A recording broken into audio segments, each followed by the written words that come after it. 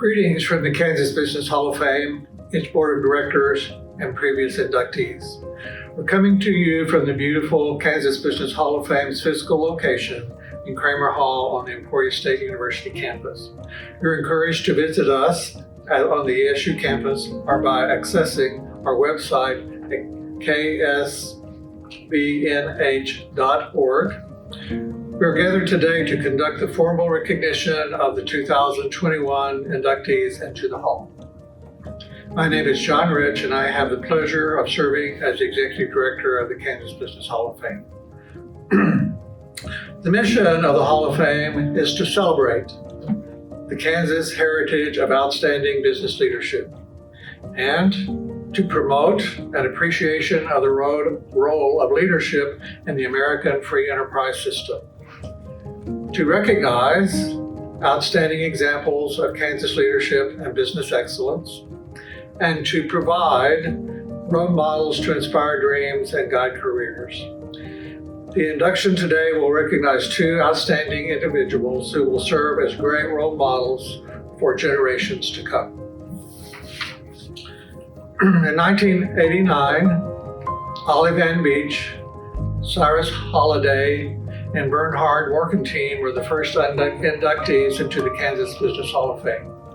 The two inductees today are the 69th and 70th inductees.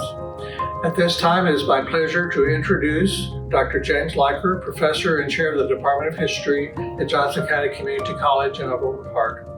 Dr. Leiker is the Chair of the Board of Directors of the Kansas Business Hall of Fame. Dr. Leiker. Thank you, Dr. Rich. So for the past 34 years, our organization has celebrated Kansas's fine heritage of business leadership. All inductees have connections to Kansas, either born, raised, educated, or have built their legacies here. More than 60 have been recognized, among them Walter Chrysler, Fred Harvey, Clyde Cessna, Clara and Russell Stover, and last year's recipients Walter Beach and Cecil O'Bray. This past year, under the leadership of John Rich, our Executive Director, the Hall of Fame continued its sponsorship of a statewide entrepreneurship contest for students grades 9 through 12. We thank the Kansas Chamber of Commerce for the generous sponsorship. I'd like to acknowledge these authors of the winning entries.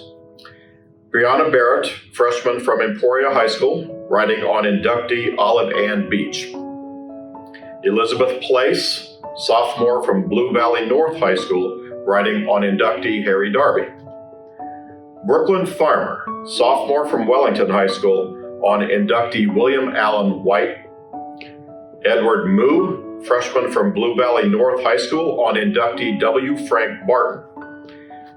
Lenia Crouch, sophomore from Emporia High School, on inductee Georgia Niece Gray.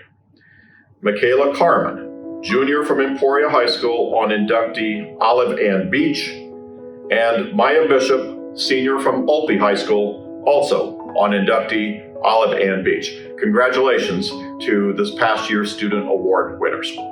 Each year, the Board of Directors of the Kansas Business Hall of Fame reviews applications forwarded by a nominating committee and selects one or more contemporary and historical business leaders. The 2021 contemporary inductee is Cliff Illig, co-founder and head of Cerner Corporation, the global healthcare technology company headquartered in the Kansas City metro area. As a teenager in the 1960s, Illig worked for his father's company, loading punch cards, the forerunner of digital processing, into the business's computers. After graduating from the University of Kansas with a degree in accounting and business administration, Illig hired on with the accounting and consulting firm Arthur Anderson and Company. In 1979, according to legend, Illig and two co-workers, Neil Patterson and Paul Gorup, met at a local park and developed and wrote a business plan for a healthcare software company which became Cerner. The trio left Anderson and Company that year, landed their first client, an Oklahoma hospital, took their fledgling company public in 1986, and grew Cerner substantially over the next 30 years. In today's fast tech, need data now world, Cerner Software Technologies, which automate clinical information and digitize medical records, rapidly connect healthcare providers with patients and with each other. Before retiring in 2019, Illig served as Cerner's Chief Operating Officer and as Interim Chief Executive Officer following the death of his friend and business partner Neil Patterson in 2017. In 2020, Cerner's revenue totaled over $5 billion and its employee associates over 26,000. With his family, Illig continues to own and manage an array of business interests, which includes the Major League Soccer team Sporting KC. The Illig Family Enterprise Company supports and philanthropically funds endeavors surrounding animal welfare, the well-being of children, and countering sexual assault. He serves on the board of Kansas City's Stowers Institute for Medical Research, and in 2019 was named, along with his Cerner co-founders, to the Entrepreneur Hall of Fame. Congratulations.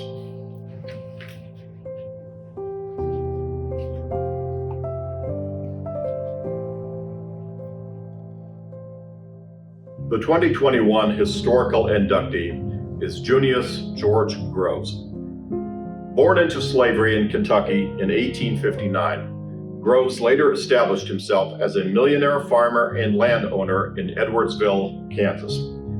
Following the Civil War, emancipated slaves fled the violence and oppression of the Reconstruction South, especially in 1878 and 79, when Kansas received thousands of exodusters seeking better lives in the West, Junius Groves among them. Moving to a rural area outside of Kansas City, he wed Matilda Stewart, and together they saved their money and sharecropped rented farmland, specializing in the growing of white potatoes. From 1879 to 1907, Groves came to own more than 500 acres in the Kaw River Valley, and reputedly became the world's largest grower of Irish potatoes. In 1900, Groves became a statewide celebrity when the Topeka State Journal declared him, quote, the wealthiest Negro in Kansas, if not in the entire West. By 1907, the Negro Potato King had an estimated wealth of $1 million, at least according to a national article with that title published about him by the educator Booker T. Washington. To accommodate his potato shipments across the breadth of the United States and to Mexico and Canada, the Union Pacific Railroad constructed a spur line to his property. Some of Junius and Matilda's children attended Kansas Agricultural College and applied their knowledge to increase production on the family farm, which employed nearly 50 black and white hired hands. Besides operating a general store in Edwardsville, Groves established there the Pleasant Grove Baptist Church Society and co-founded the Kansas State Negro Business League, the Kaw Valley Potato Association, and the Sunflower State Agricultural Association. For fellow African Americans who were shut out of segregated sports venues, he created his own golf course and was known to sell his property in small tracts to encourage entrepreneurship in the black community.